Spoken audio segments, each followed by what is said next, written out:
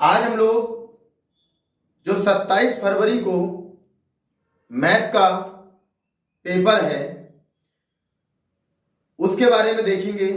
जो important question है जो 27 फरवरी को मैथ के पेपर में आएंगे, आज हम उन क्वेश्चनों को कवर करेंगे और उनमें से आप लोग जो बहुविकल्पीय हैं हम लोग उन क्वेश्चनों को कवर करेंगे जो 27 फरवरी को आपके आने वाले हैं। अगर आप लोग मेरे साथ बने रहेंगे 70 में से 70 नंबर आप लोग के आएंगे। बस आप लोग ध्यान से देखिए और उनको तैयार कीजिए। उसके बाद आप लोगों को खुद में दिखेगा कि आप लोग के कितने अच्छे मार्क्स आ रहे। देखिएगा जो मैंने बताया था आपको 27 फरवरी के लिए इंपोर्टेंट क्वेश्चन थे जो पेपर में आपके आएंगे, ध्यान से देखिएगा। सबसे पहला क्वेश्चन क्या है, यदि 26,156 का लासा 156 है तो मासा ज्ञात कीजिए। हमें क्या ज्ञात करना है, मासा। तो मासा का मान ध्यान से देखना इसमें से कौन सा होगा। तो अगर ऐसे हम लगाएंगे तो हमारा तो गलत हो जाएगा ना, कौन सा कैसे निकालना चाहिए। ध्यान से देखिए, मासा पूछा है तो आपका एक सूत्र होता है, मासा बराबर पहली संख्या, मैं संख्या को ऐसे शॉर्ट में लिख दे रहा हूं, गुणे दूसरी संख्या बटे लासा। तो आप देख रहे होंगे पहली संख्या कितनी है आपकी 26, दूसरी संख्या कितनी है 156 और लासा कितना बताया है 156। 156 से 156 डिवाइड हो जाएगा, कितना बचेगा 26। तो आपका answer is the correct answer 26 आपका आंसर आ गया। तो आप लोग समझ रहे होंगे। अब हम दूसरे क्वेश्चन को देखते हैं, ध्यान से देखिएगा। दूसरा क्वेश्चन क्या है, निम्नलिखित में अपरमेय संख्या है। ध्यान से देखिएगा, कुछ लोग इसको गलत कर लेते हैं, वो ध्यान नहीं कर पाते हैं। यहां पे लिखा है अपरमेय संख्या है, हमें यह बताना है कि अपरमेय कौन सी है, मतलब बोलेंगे परमेय नहीं है। ध्यान रहे। तो देखो बेटा, अपरमेय वह संख्या होती है जिसपे रूट हो, पर कुछ रूट वाली संख्या परमेय भी होती है। अब कौन सी परमेय हो जाती है, जैसे रूट में हम पहला क्वेश्चन देख रहे हैं, रूट में आपके 25 है। अब रूट वाली संख्या अपर में तो हो जाती है, परंतु रूट में जब 25 है तब अपर में हो जाती है कि उसका वर्गमूल ना हो। अब 25 का वर्गमूल 5, तो जब इसका वर्गमूल आ गया तो ये परमेय है। ध्यान रहे मैं क्या बोल रहा हूं, परमेय वो कहलाती है आपकी अगर रूट में कोई संख्या और रूट में पूर्ण वर्ग संख्या है जिसका पूरा पूरा वर्गमूल हो रहा है तो वो आपकी परमेय आ जाएगी। अगर वर्गमूल नहीं हो रहा है तो वो आपकी अपरमेय होगी। तो 25 का वर्गमूल 5, तो ये परमेय है। ये देखो रूट में है, इसका वर्गमूल नहीं होगा, तो यही आपका answer is the correct answer आ जाएगा 5 माइनस रूट 3।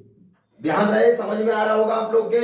ध्यान से देखिएगा, यदि लासा 77,99 बराबर 693 है तो मासा 77,99 ज्ञात कीजिए। समझिएगा, आपको दिया है पहली संख्या 77, दूसरी संख्या 99 का ये क्या लिखा है लासा, तो इन दोनों नंबरों का लासा 693 है।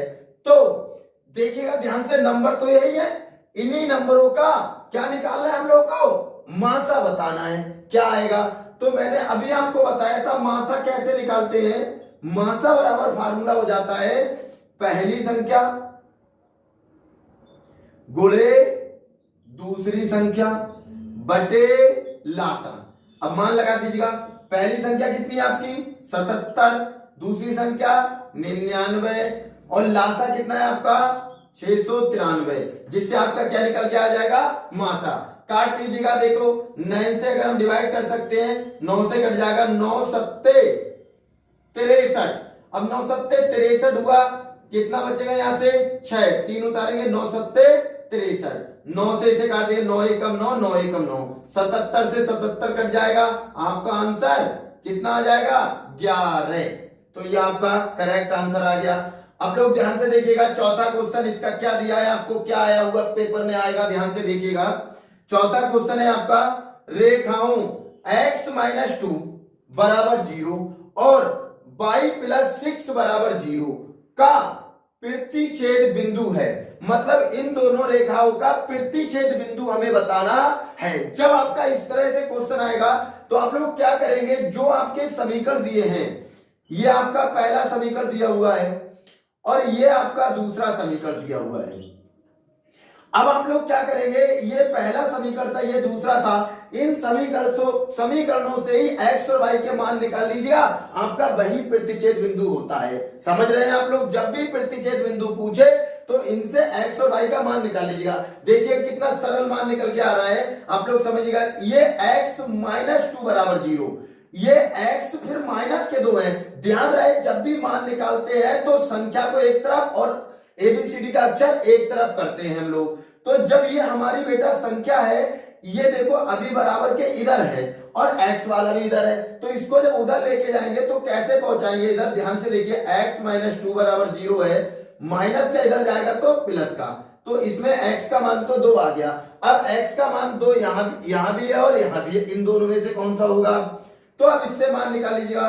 y + 6 बराबर 0, प्लस का 6 है, इधर जाएगा तो माइनस का। ध्यान रहे अगर माइनस की कोई संख्या है बराबर के इधर जाती है, मैं चिन्ह बता रहा हूं, प्लस की संख्या माइनस की जाती है, माइनस की संख्या प्लस की जाती है। ध्यान रहे गुणे की संख्या अगर होगी तो डिवाइड में जाएगी और डिवाइड की संख्या भाग की संख्या गुणे में जाती है। तो यहाँ माइनस का था, इधर जाएगा प्लस का हो गया, ये प्लस का है, इधर जाएगा तो माइनस का हो गया। कितना इजी है। तो 2, -6, ऑप्शन नंबर डी आपका इज द करेक्ट आंसर। ध्यान से देखिए क्वेश्चन नंबर 5, निम्नलिखित संख्याओं में से परमेय संख्या होगी।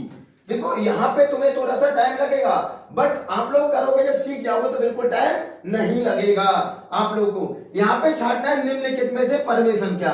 मैंने अभी अभी ऊपर आपको बताई थी परमेय संख्या, जो संख्या रूट में ना हो, पहला पॉइंट। दूसरा पॉइंट, अगर रूट में हो तो पूर्ण वर्ग संख्या हो, जिसका पूरा पूरा वर्गमूल आ जाए, तो वो परमेय संख्या होती है।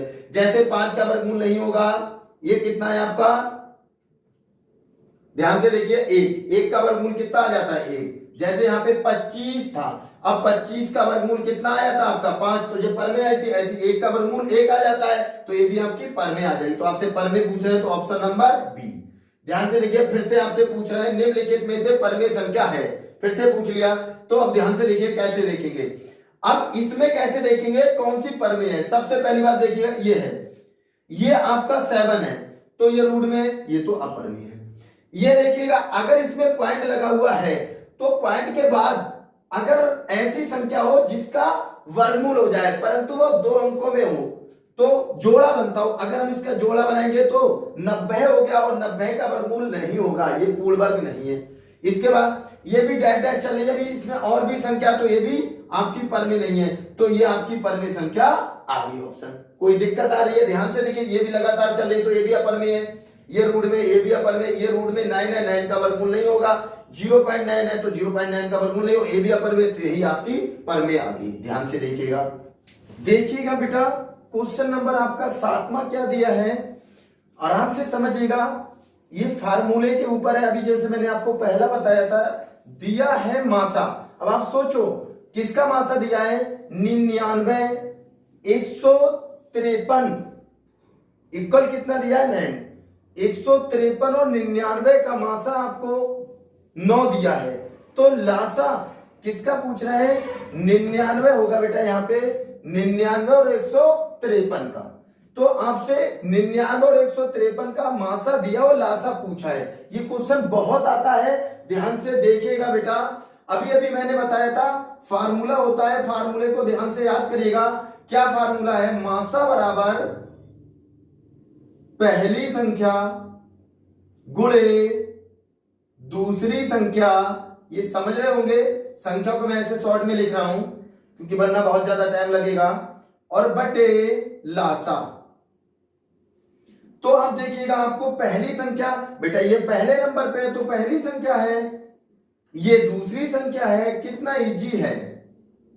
और ये आपका क्या दिया हुआ है, आपको निकालना क्या है, मासा, सॉरी यहां ध्यान से देखिएगा, आपको मासा दिया है और लासा निकालना है, तो यही चेंज हो जाता है, बड़ा सरल है। अगर लासा पूछे तो लासा इधर आ जाएगा और मासा इधर आ जाएगा, कोई चेंजिंग नहीं है। अगर मासा पूछे तो मासा यहाँ, लासा यहाँ कर दीजिएगा, लासा पूछे तो लासा इधर और मासा यहाँ आ जाएगा। तो अब आपका मासा कितना दिया है 9, तो आपका लासा निकलना है, देखो 9 से ये 9 एकम 9, 9 एकम 2, 11 की 153 से गुणा करना है तो कितना आएगा, ध्यान से देखिए, 11 3 33, 11 पंजे 55 और 3 58, हासिल लगे 5, 11 कम 11 5 16, देखिएगा 1683 ये आपका आंसर आ गया। समझ रहे होंगे आप लोग, बिल्कुल कठिन नहीं है। अगला क्वेश्चन आपका ध्यान से देखिए क्या दिया है, यदि 65 और 117 का एचसीएफ बेटा high common factors, high common factors मासा को ही कहते हैं एचसीएफ। तो अब देखिएगा आपको मासा क्या दिया है, किस किस का मासा, पहली संख्या जैसे ये था, पहली संख्या 65, दूसरी संख्या 117, आराम से समझिएगा। उसके बाद को 65 m माइनस 117 के रूप में व्यक्त किया जा सके तो m का मान ज्ञात कीजिएगा। पहले इसको समझिएगा क्या दिया है, जिस तरह से यहां दो संख्या दी थी यहां भी दो संख्या दे दी, यहां 99 153 दिया था, यहां 65 और 117 दिया हुआ है। अब आपसे कह दिया यहां इन दोनों का मासा 9 था, पर यहां पे इन दोनों का मासा जितना भी आएगा उन्होंने वो ना लिखकर उस मासा को इस रूप में तोड़ दिया। जैसे मैं आपको समझाऊं, जैसे मैं आपको 10 लिख दूं और मैं आपसे कहूं कि ये 10 है तो आप कहेंगे बिल्कुल सही बात है, और मैं आपसे कह दूं कि ये 90 माइनस 80 है तो क्या मेरी बात गलत है, 90 में से 80 जाएंगे तो आपके 10 ही आएंगे ना बेटा। तो वही काम इन्होंने करा है, इन दोनों का जो मासा था वो इस रूप में लिख लिया है।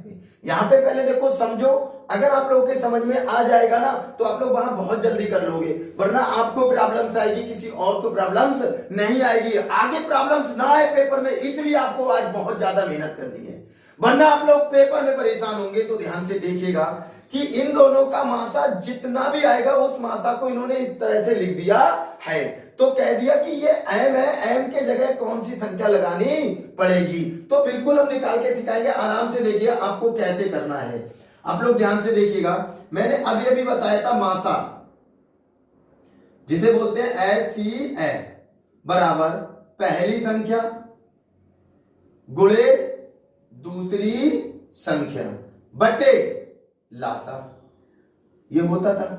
पर यहां पे ध्यान से देखिए सवाल ऐसा ही है, पर यहां पे इन दोनों का क्या कहा है, जो मासा है उसको इस रूप में लिख दिया है। अब यहां पे आपको मासा भी नहीं दिया है तो आप इससे नहीं करेंगे, इसलिए मैंने आपको समझाया कि आप इसकी तरह समझ के ऐसे करने लगे तो आपका गलत हो जाएगा, आप पे नहीं आ पाएगा आंसर। मैं आपको सिखा रहा हूं, ध्यान से देखिएगा। आप लोगों ने पढ़ा होगा अपनी प्रश्नावली में, जब दो संख्या दी हो तो मासा कैसे निकालते हैं, एचसीएफ कैसे निकालते हैं। इसका एचसीएफ निकालने के लिए छोटी वाली संख्या से डिवाइड कर देते हैं बड़ी वाली संख्या को। और ध्यान रहे जब पहाड़ा पढ़ते हैं तो 117 में देखो पूरी संख्या में बार देते हैं, कितना बार जाएगा, 65 एकम, अगर मैं दूनी बार दूंगा तो 65 दूनी होता है 130, जो नहीं जा पाएगा। तो 65 एकम 65। अब क्या करते हैं, इससे इसे घटाते हैं। ध्यान से देखो, 7 में से 5 गए 2 बचेगा, 11 में से 6 गए तो 5 बचेगा। ध्यान से सुनना। अब क्या करते हैं मेरे मुन्ना, जो संख्या यहां पे घट के आई अब उसको हम भाग देने लगते हैं इसको इससे। ध्यान से सुनना, मैंने क्या बताया, मैंने बोला जो घटा के बचा अब इससे भाग देने लगेंगे, किसको, जिससे भाग दे रहे थे वो वाला यहां उतर के आ जाता है। ये प्रोसीजर होता है यहां पे, ध्यान से सुनना। ये आपका निकल के आ जाता है, यूक्लिड विभाजन कहलाता है ये। 52 एकम 52, पूरे में बार जाए, ध्यान रहे। क्या बचेगा यहां से 3, यहां से क्या बचेगा आपका 1। फिर मैंने बताया हर बार में जो बचता है उससे ही भाग देने लगते हैं, किसको देंगे, जिससे भाग दे रहे थे वो यहां उतर के आ जाता है। समझ रहे होंगे आप लोग। 13 चौका 52, और ये प्रक्रिया जब तक चलती है जब तक पूरा पूरा ना कट जाए। यहां कुछ नहीं बचा, पूरा पूरा कट गया तो यही आपका एचसीएफ आया। परंतु इन्होंने क्या कहा, इन्होंने कहा इस जो तुम्हारा एचसीएफ 13 आया, इस एचसीएफ को इस रूप में तोड़ दिया है। तो हम कहेंगे कि जी इस एचसीएफ को इस रूप में तोड़ा है, कहने का मतलब ये है ये भी एचसीएफ ही तो है, ये भी तो इसके बराबर ही होगा। बिल्कुल बात सही है, ये भी इसके बराबर हो क्योंकि इसी को तो तोड़ा है इस रूप में। तो देखो क्या करेंगे हम लोग, जिसको अब हमसे पूछा m का मान निकालना है, ध्यान रहे जिसका मान निकालना है उसको एक तरफ और बाकी सबको एक तरफ। अब कैसे करते, मैंने अभी आपको बताया था, माइनस की कोई संख्या है अगर ये बराबर के इधर आएगी तो मैंने अभी आपको समझाया था किस चीज की हो जाएगी, प्लस की। तो 117 माइनस के इधर आ जाएंगे प्लस के, इधर कितने बचेंगे 65 है। इनको जोड़ेंगे तो आपका हो जाएगा 130। आपको देखो पहाड़ा याद होगा 65 का, 65 दूनी 130, तो m बराबर 2 आंसर आपका। तो इसमें option number 2 is the correct answer. ध्यान से देखिएगा इसके बाद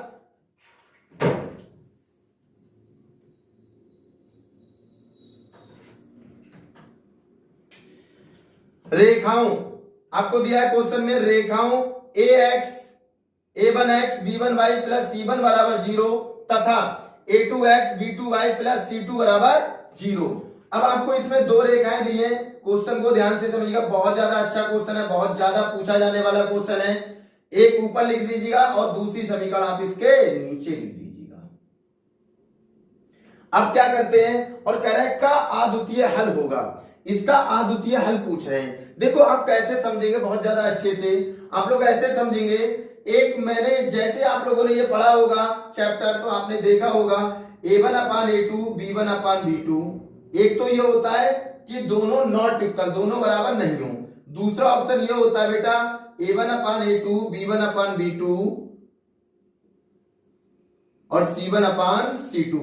इस दूसरे ऑप्शन में क्या होता है, ये वाला नॉट इक्वल होता है, ये वाला इक्वल होता है। तीसरे ऑप्शन में a1 अपान a2 b1 अपान b2 और c1 अपान c2, जिसमें तीनों इक्वल होते हैं। तो मैं आपको तीनों ऑप्शन बता दे रहा हूं जिससे कोई सा भी आ जाए आपको दिक्कत ना हो।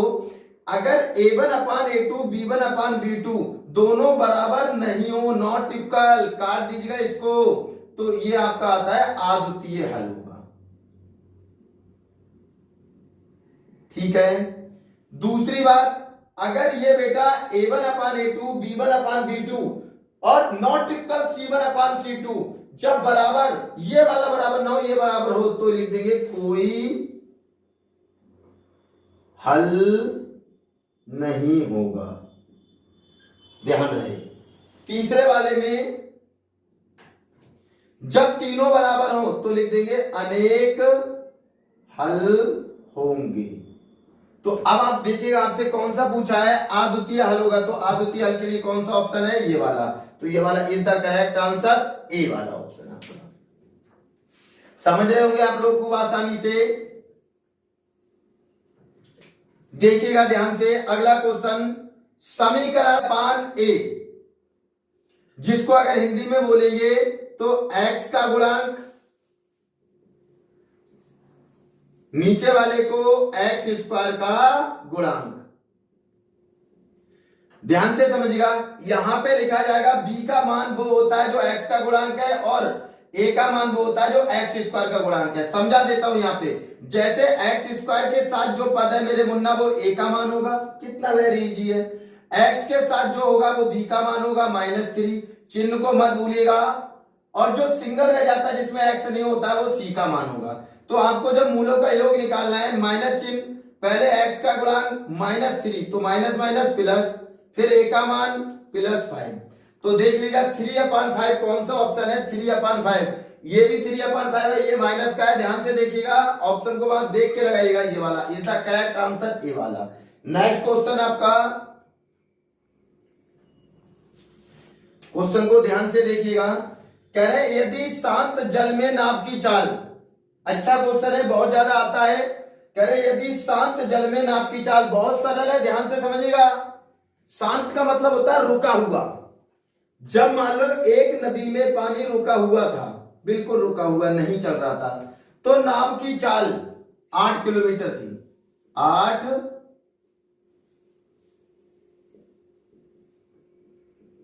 8 किलोमीटर प्रति घंटा।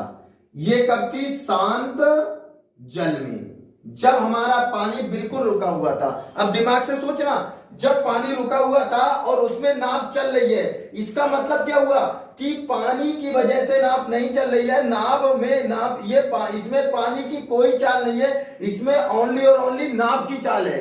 भाई नाव पानी में है पर पानी नहीं चल रहा है, नाव चल रही है, तो ये किसकी चाल है, नाव की चाल। तो नाव इतनी स्पीड से चल रही थी, दिमाग में सोच लो और आराम से निकल के आएगा फिर कह रहे तथा धारा की चाल, धारा मतलब जो पानी था, पानी की धार, तो धारा की चाल मतलब पानी की चाल, धारा की चाल कितनी बताइए आपको बेटा, 3 किलोमीटर। अब सपोज कर लीजिएगा अगर उसमें पानी चले 3 किलोमीटर प्रति घंटा की स्पीड से, तो कह रहे धारा के विपरीत नाव की चाल, अगर पानी इधर जा रहा है, पानी इधर जा रहा है और विपरीत नाव की चाल, नाव विपरीत चले, तो सीधी बात है समझिएगा, अगर विपरीत चलेगी तो नाव को पानी रोकेगा।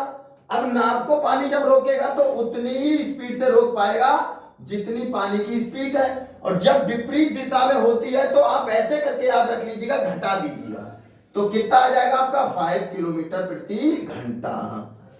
अगर वो उसी की दिशा में होता, उधरी को होता, तो बेटा दोनों की चालें जुड़ जाती है, ध्यान रख लेना कितना सरल है। बहुत जल्दी से यहाँ पे समझने में टाइम लग रहा है, आराम से लगा सकते हो कि जब भी विपरीत पूछे तो तुरंत घटा दीजिएगा। अब 8 में से 3 गए तो 5 बचेगा, पर ये देख लीजिएगा 5 ऑप्शन 2 दिए हुए हैं, तो यहाँ पे मान किसमें, किलोमीटर प्रति घंटा में, तो किलोमीटर प्रति घंटा वाला इज द करेक्ट आंसर।